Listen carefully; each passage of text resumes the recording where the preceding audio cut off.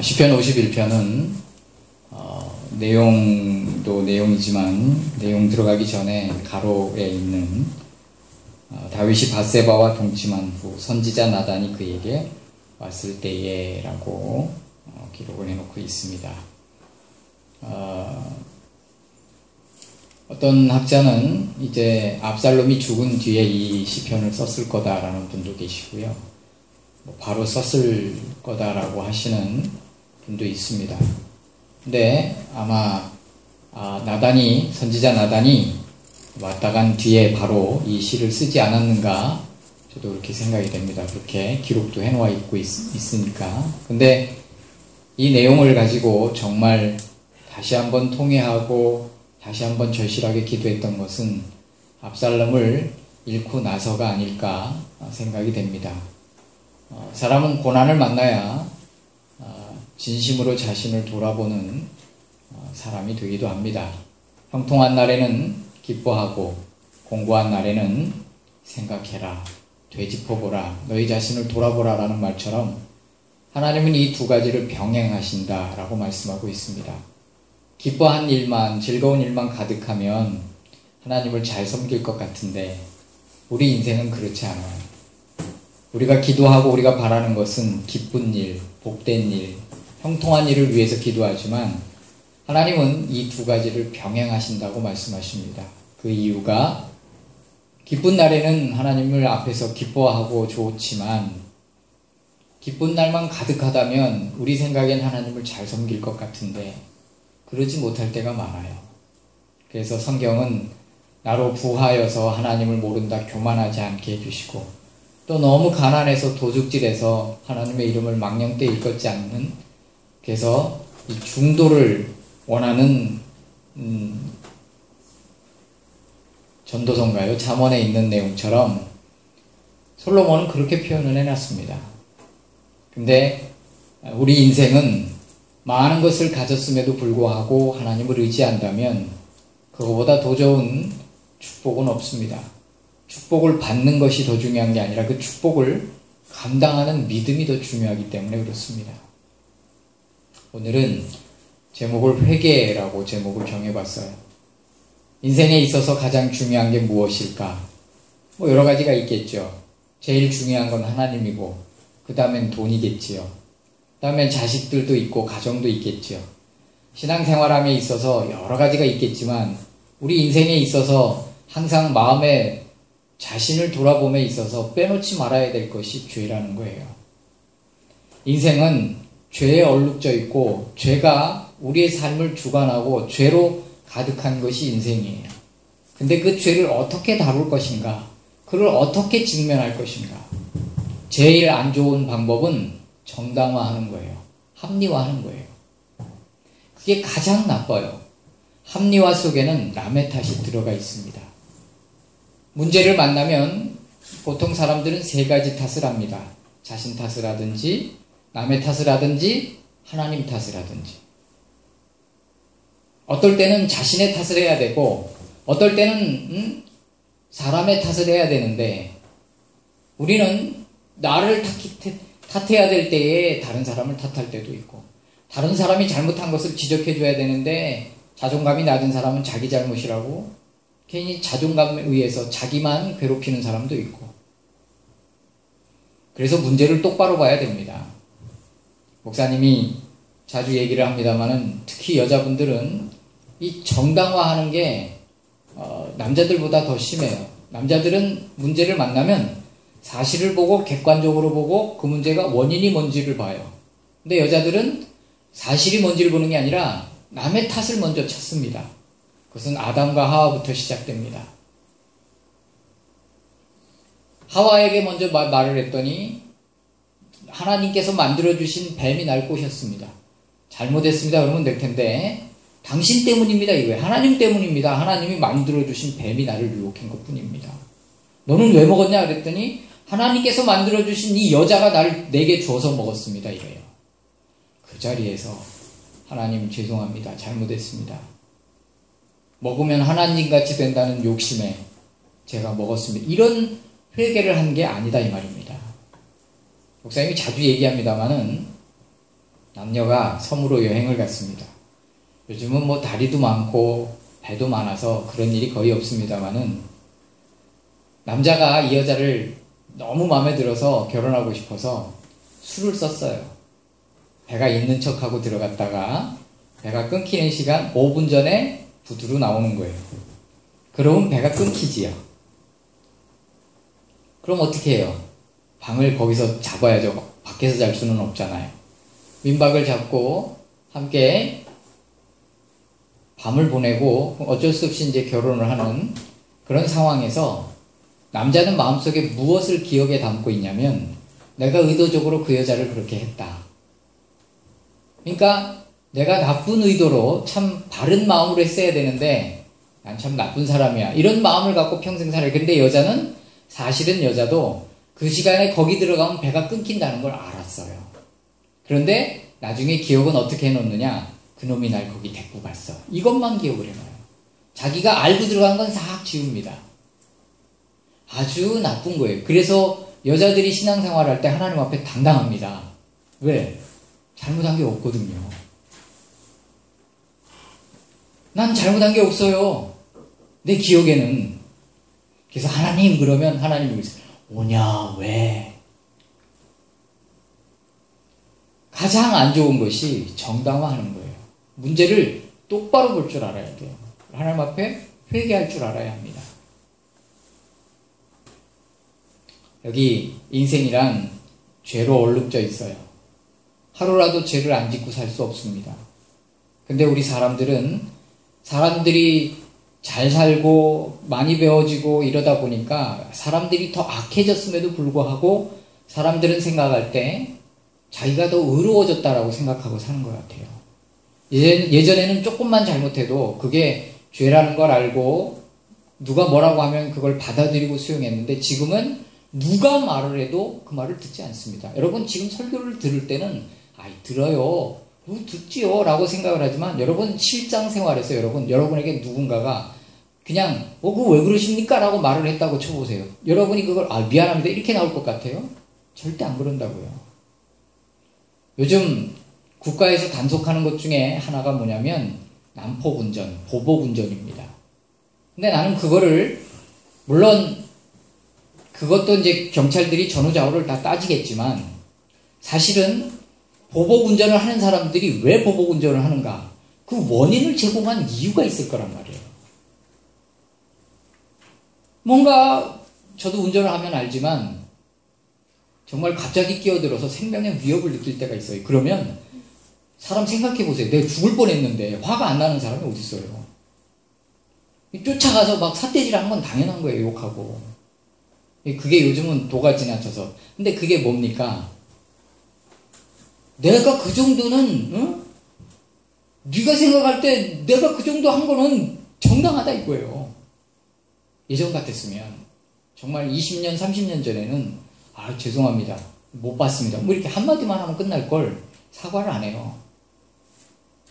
이게 뭐냐면 전혀 동떨어진 문제 같지만 나는 옳고 너는 틀리다라는 게 팽배하기 때문에 그래요. 내가 틀렸습니다라는 이 자기 그걸 뭐라고 그러죠? 이 사과하는 버릇이 많이 없어져 버렸어요. 사과는 참 좋은 미덕인데 이게 아예 없어져 버렸어요. 잘못했습니다 이 말 한마디가 얼마나 위대한 능력을 발휘하는지 몰라요.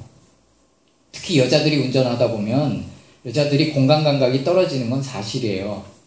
남자들보다. 그러면 여자들이 끼어들기 해서 뒷차가 놀랬다.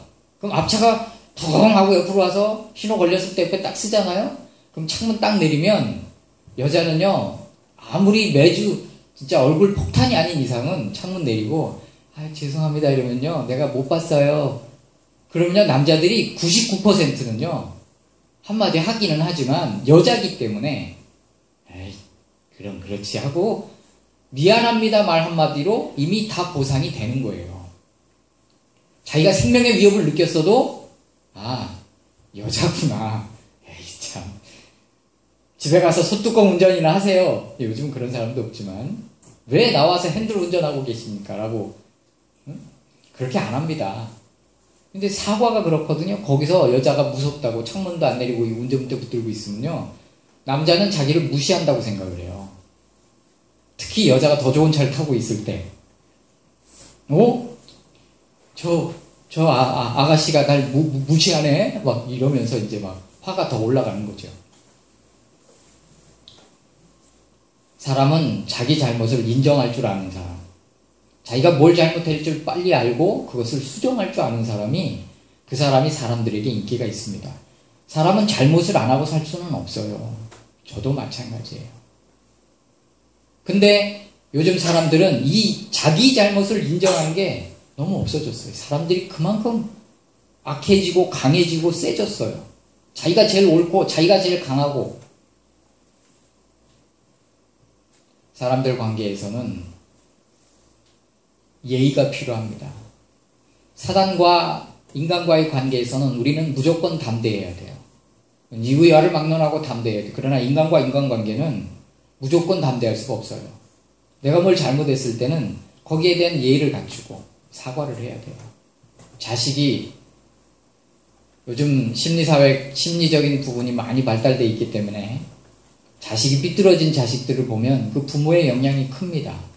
근데 그 자식이 언제 제자리를 찾아가는 경우가 많냐면, 부모가, 어머니가 됐든 아버지 쪽이 됐든 누군가가 이 아이를 잘못 키웠을 때, 뭐 아버지가 알코올 중독자라고 치면 그 아버지가 나중에 정말 교회를 다니게 되고 회개하게 되고, 그래서 아들에게 진심으로 아들에게 사과를 하면 그 아이가 변화되는 모습을 보일 때가 있어요. 근데 우리나라 부모들은 그런 게 없어요. 자기가 뭘 잘못했는지.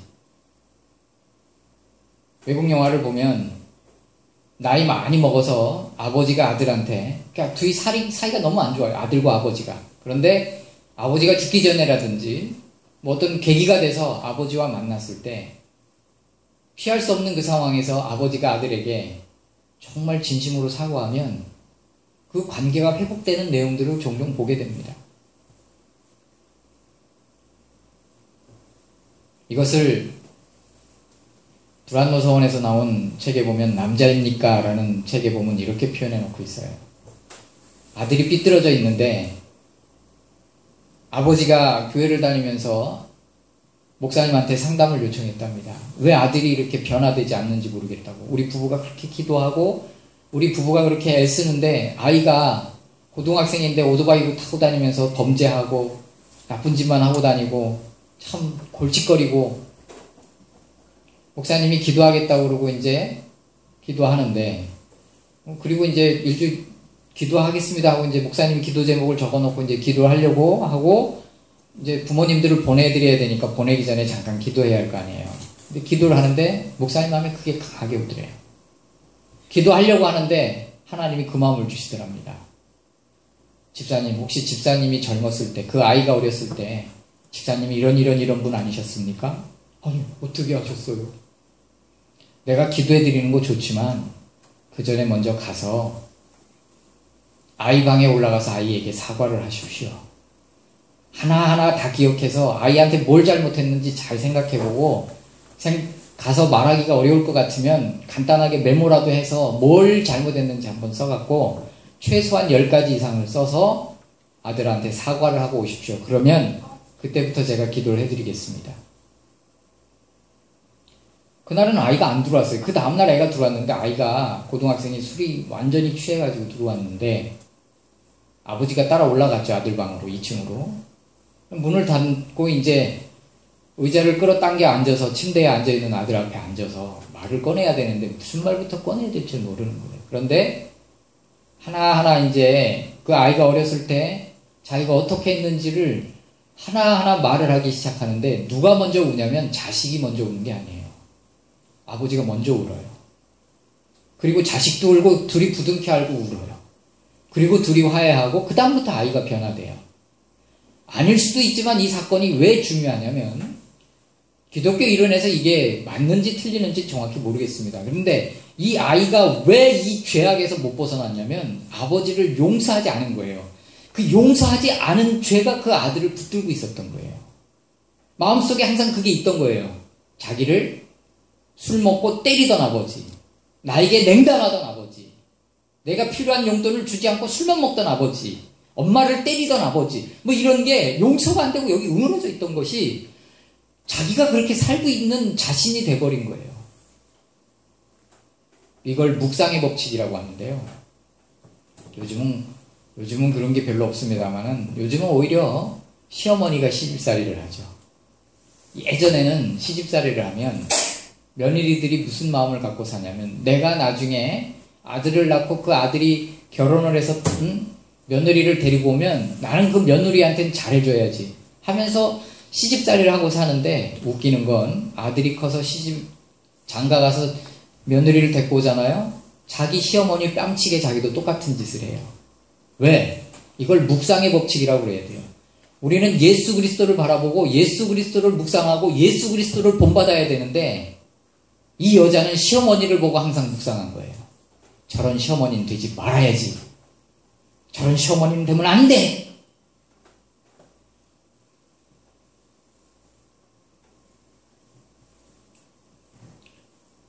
용서라는 것이 인간관계에서는 참 중요합니다.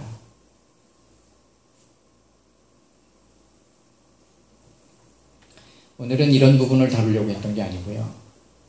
하나님과 사람과의 관계.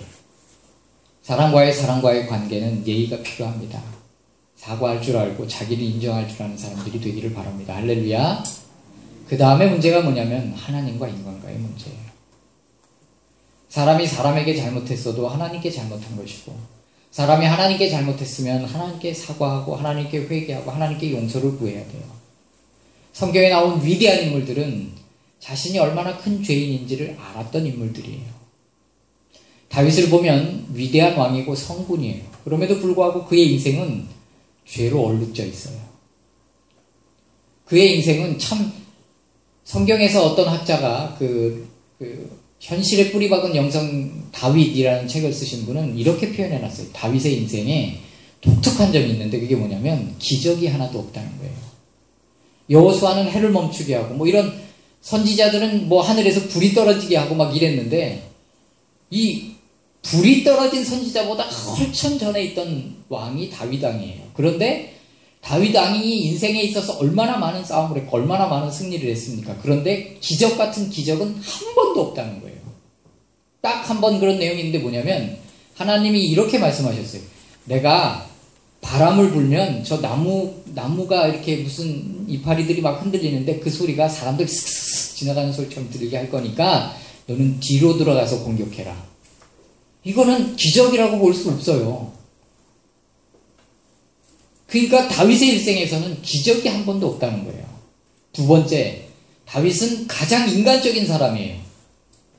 울고 웃고 슬퍼하고 죄짓고 용서하고 질투하고 싸우고 도망치고 인간의 방법을 동원하고 가장 인간적인 모습이 많이 나와요. 그런데 가장 하나님의 모습을 가장 많이 나타내고 가장 훌륭히 나타낸 인물도 다윗이에요.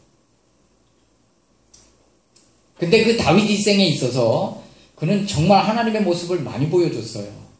압살롬을 맞이할 때는 탕자가 아버지 품에 안기는 것처럼 다윗이 그 아들을 맞아줘요. 므비보셋을 자기 아들로 삼는 것을 볼 때 세상을 사랑으로 다스리시는 하나님을 보여요. 근데 그의 일생은 죄로 얼룩져 있다고요. 얼마나 많은 죄를 지었는지. 근데 중요한 것은 그 죄를 하나님 앞에서 철저히 회개했다는 거예요. 자신이 얼마나 큰 죄인인지를 절실하게 느꼈다는 거예요. 인간이 복받는 것은 어떨 때 복을 받냐면 자신이 얼마나 죄인인 걸 알 때 복을 받습니다. 의인이면 의인일수록, 의인이 되면 될수록, 의인이 되면 될수록 자신이 죄인 중에 괴수라는 걸 느끼는 사람이 하나님이 복된 사람이에요.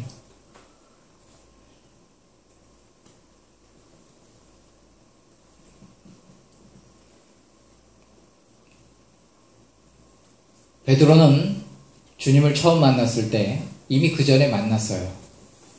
그분의 설교를 듣고 메시아라는 걸 알았습니다. 근데 그 주님이 어느 날 자기에게 오셨어요. 그날따라 고기가 한 마리도 잡히지 않았습니다. 그래서 그물을 정리하고 있는데 저쪽에 사람들이 와요. 근데 마침 보니까 많은 사람이 오니까 혹시 예수님? 근데 보니까 맨 앞에 예수님이 오고 계세요. 잘 됐다. 얼른 그물 씻고 오늘 주님의 설교나 들어야겠다. 그리고 근데 그 주님이 어디로 오냐면 자기한테 오는 거예요. 그리고 자기 앞에 쓰셨어요. 그리고 그 주님이 이렇게 말씀하세요. 네 배 좀 타자. 예. 좀 뛰어라. 그리고는 설교를 시작하십니다. 여러분, 누가 가장 큰 은혜를 받았겠습니까? 바로 옆에 있는 사람이겠죠. 누가 제일 또렷이 들었을까요? 바로 옆에 있는 사람이겠죠. 설교가 다 끝났어요. 베드로 보고 이렇게 말씀하셨습니다. 아니 그동안 예수님의 설교를 직접 들었으니 얼마나 은혜가 충만했겠어요. 좀 깊은 데 가서 그물을 내려라 그랬어요. 깊은 데는 고기가 없습니다. 산에서 눈 녹은 물이라 낮에는 고기가 없어요. 또 육지 가까이에 있지 깊은 데는 차가워서 고기가 없어요. 그런데 한낮이죠. 밤새 고기를 못 잡았는데 낮 다 됐죠. 깊은 데로 가라죠. 근데 이미 예수님의 설교를 듣고 그는 뭐라고 대답할 수밖에 없냐면 나라도 그랬을 것 같아요. 말씀에 의지해요. 내가 갑니다. 바로 밑에서 은혜를 얼마나 받았겠어요.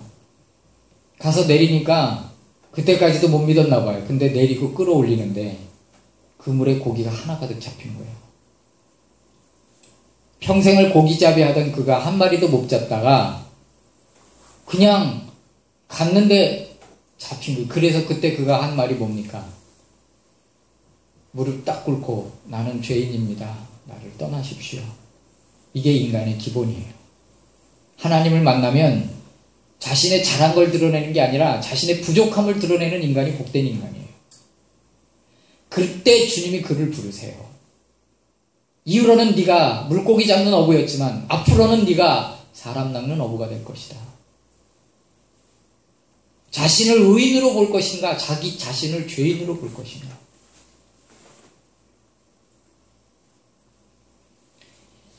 누가복음 18장에는 여러 인물들이 나옵니다.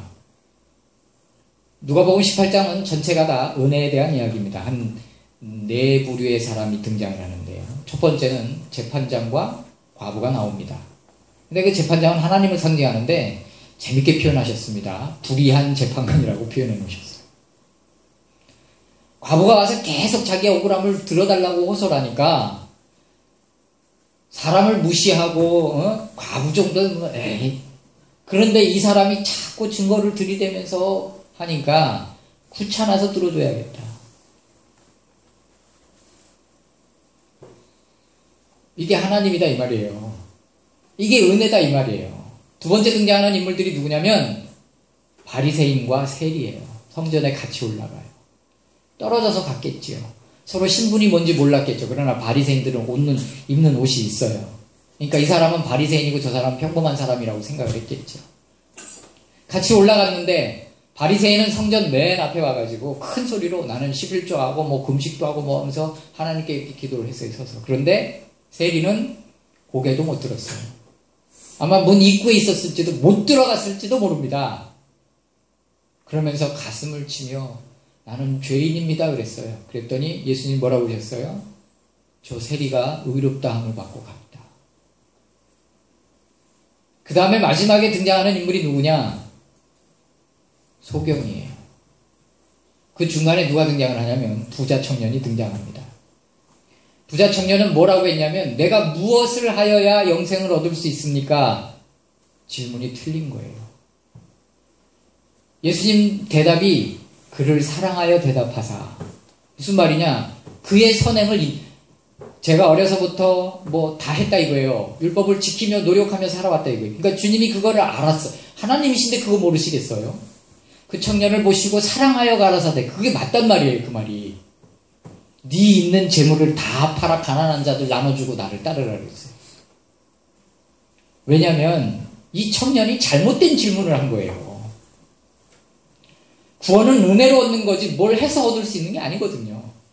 그러니 당연히 할 수 없는 걸 던져주죠. 근데 소경을 보십시오. 소경 평생 한 게 없어요. 부자 청년, 청년이 부자예요. 얼마나 위대합니까? 부자들이 다 나쁜 거 아니에요. 율법을 지키며 살았어요. 그러니까 주님도 그를 사랑해서 대답하신 거예요. 근데 거지 바디메오는 평생 한 게 없어요. 앉아서 구걸한 거예요. 근데 그가 뭐라고 그래요? 나를 불쌍히 여기십시오. 그랬더니 주님이 그를 고쳐주셨어요.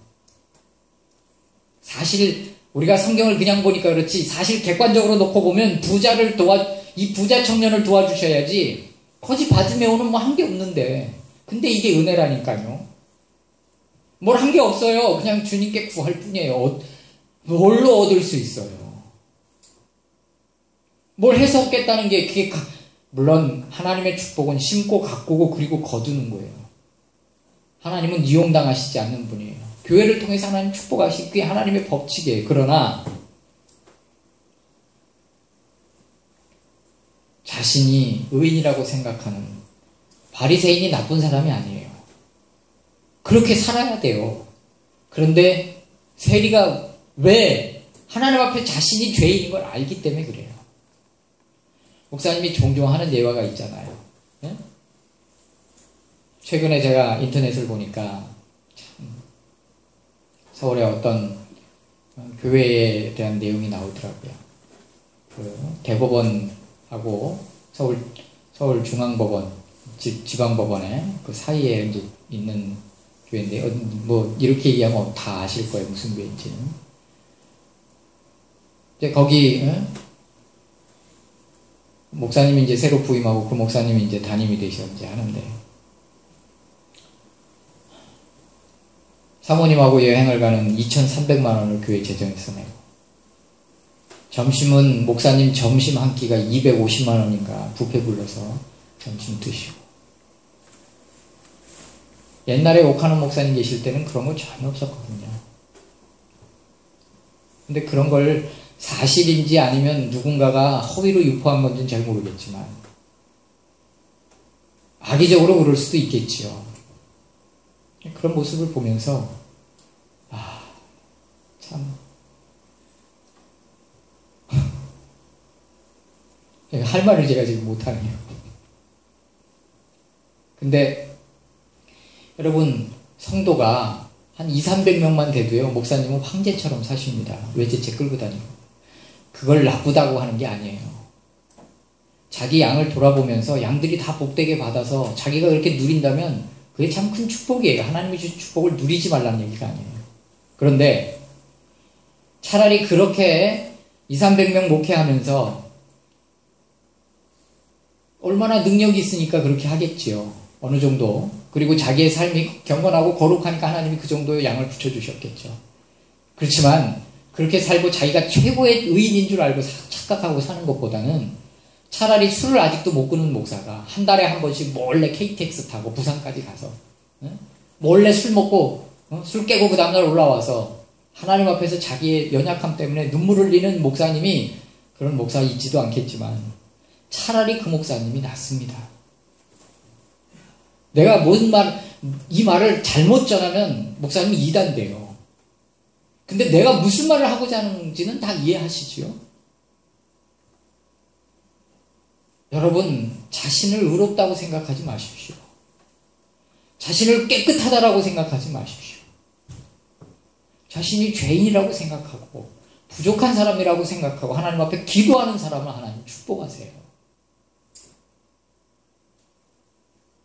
성경에 보면 많은 사람이 자신의 죄 때문에 가슴을 쳐요. 그게 복된 사람이에요. 노상 그럴 수는 없지만, 어떤 목사님이 요즘에는 그렇게 안 합니다만은 예전에는 부흥회를 하면 온 마을이 모여서 같이 예배를 드렸어요. 저쪽 동네에서 부흥회 강사가 오신다 그러면 그 주변에 있는 마을 사람들이 이쪽 마을 저쪽 마을 이쪽 마을에서 다 산을 넘고 가서 같이 예배 드리고 그랬었어요. 그게 흔하지가 않았기 때문에 그때는 다들 물으셨어요. 근데 지금은 부흥회 한다고 그러면 가지도 않고 오지도 않고 근데 그때 부흥회를 하면 목사님들이 첫날 하는 건 뭐냐면 회개에 대한 얘기를 하세요. 회개하라, 회개하라. 그러면 목사님들이 첫날 거의 회개에 대해서 얘기를 하니까 신앙생활 처음 하거나 얼마 안 된 학생들이나 새신자들은 회개하는 시간을 갖고 은혜가 되는데 30년 동안 신앙생활 잘하는 권사님이 아니 특별히 회개할 게 없는 거야. 아무리 생각해봐도.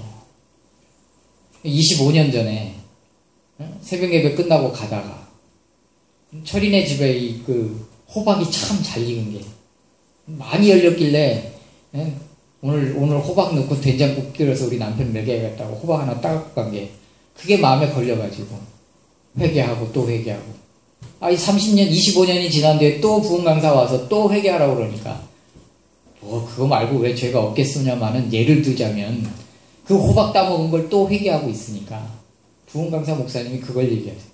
그거 잊어버리고 그런 회개를 하라는 게 아니라 하나님 앞에서 자신의 죄를 돌볼 줄 아는 저와 여러분이 되기를 바랍니다. 베드로를 언제 사역을 다시 맡기십니까? 주님을 부인하고 주님 앞에 자신이 실망하고 있을 때 용서에 대한 이야기는 오고 가지 않았지만 요한의 아들 시몬아 내가 나를 사랑하느냐 이 질문을 왔다 갔다 하시면서 베드로는 자신이 얼마나 하나님 앞에 큰 죄를 지었는가를 스스로 아는 거예요. 가룟 유다도 그렇고 베드로도 그렇고 한 사람은 주님이 그냥 두셨고 한 사람은 찾아와서 회개할 기회를 주셨어요. 이게 은혜라는 거예요. 두 번째로 우리가 할 일은 중보하는 겁니다. 하나님과의 관계에서 자신이 죄인인 것뿐만이 아니라 큰 그릇일수록 그 나라를 위해서 그 그릇만큼 기도하더라고요. 역사적으로 볼 때 느헤미야나 이런 인물들을 보면 성전을 성곽을 다 만들어 놓고 자신의 죄뿐만이 아니라 자신 민족의 죄를 하나님 앞에 회개하는 모습을 보여요. 특별히 다니엘 같은 경우는 아직 포로로 돌아오지도 않고 포로 생활 가운데 있는데 자기들이 왜 포로에 있었는지를 알기 때문에 자기 조상들의 죄를 동편창을 열어놓고 하루에 3번씩 기도했어요. 그래서 위대한 지도자가 된 거예요. 2, 3주 동안 하나님이 제게 특별히 은혜를 주셨어요. 여호수아가 여리고성을 무너뜨린 뒤에 아이성에서 패배했을 때 그 원인을 몰랐지만 하나님이 알려주시면서 이스라엘 민족 가운데 금덩이 몇 개와 옷 한 벌을 숨긴 자 그것 때문에 패했다. 한 주간 동안 목사님이 틈날 때마다 나는 여러분이 무슨 죄를 짓고 사는지 모르잖아요.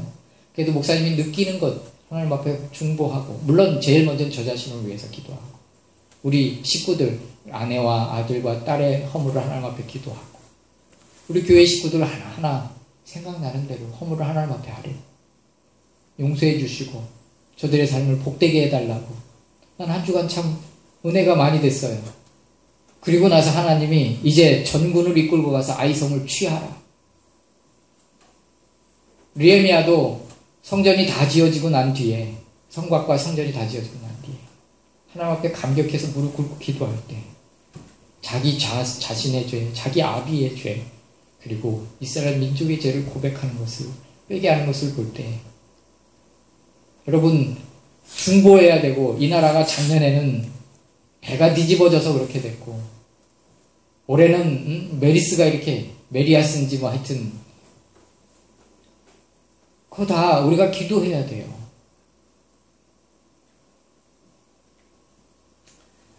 말씀을 정리하겠습니다. 삼손이라는 인물도 만족을 위한 삶이에요. 그러니까 체질적으로 자식을 잘 돌보는 사람이 있고 성품적으로 자식에게 좀 무관심한 사람이 있습니다. 분명히. 근데 여기 자식에게 무관심한 사람 특징이 뭐냐면 자기의 만족을 위해서 살아요.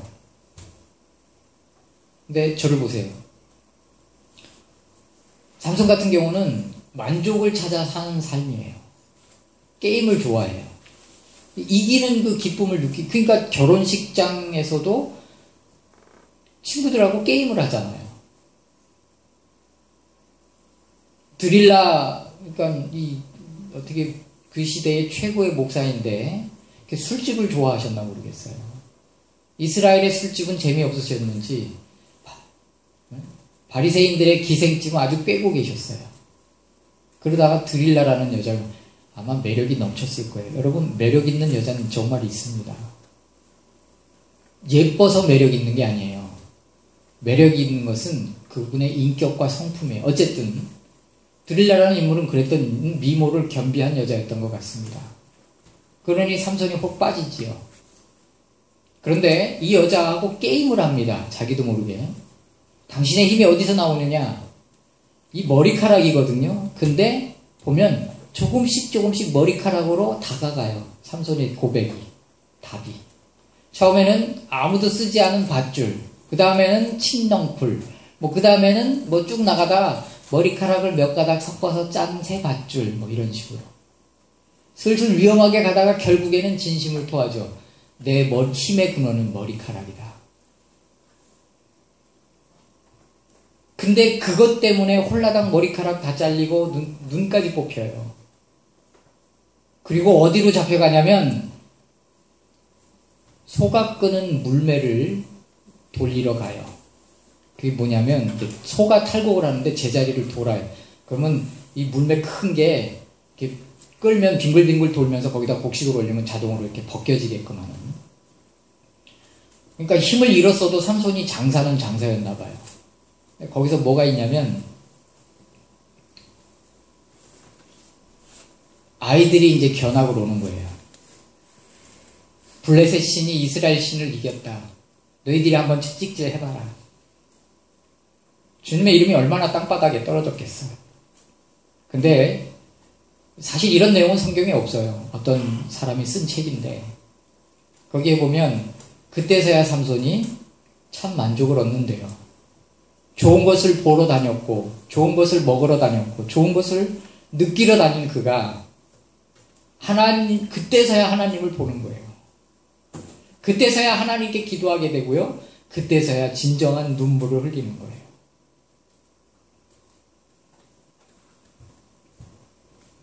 사람마다 시간 차이는 있지만 물매를 돌리는 사람이 있어요. 삼손은 이번만 나를 생각하사라고 말했지만 우리는 그렇게까지는 안 해도 돼요. 하나님이 눈까지는 뽑지 않으셔요. 물매가 다 돌아지면 회개의 시간이 끝나고 기도의 시간이 끝나면 정말 하나님 보시기에 합당한 사람으로 하나님을 잘 섬기는 저와 여러분이 되기를 주님의 이름으로 축복합니다. 물매 돌리는 시간은 회개하는 시간이고 기도하는 시간이고 축복을 준비하는 시간이고 움직일 수도 없고 제자리만 맨날 맹맹 돌지만 놓으시고 역사하실 줄로 믿습니다. 할렐루야. 자, 옆 사람 한번 보세요. 어때요? 옆 사람이 죄인 같아요? 내가 죄인 같아요? 아직도 옆 사람이 더 죄인 같아요? 부부가 서로 한번 보십시오. 어때요? 남편이 죄인 같아요? 아니면 부인이 더 죄인 같아요? 따라합시다. 내가 더 큰 죄인입니다. 말은 그렇게 해도 속으로는 아닌 거 아니에요? 기도하겠습니다.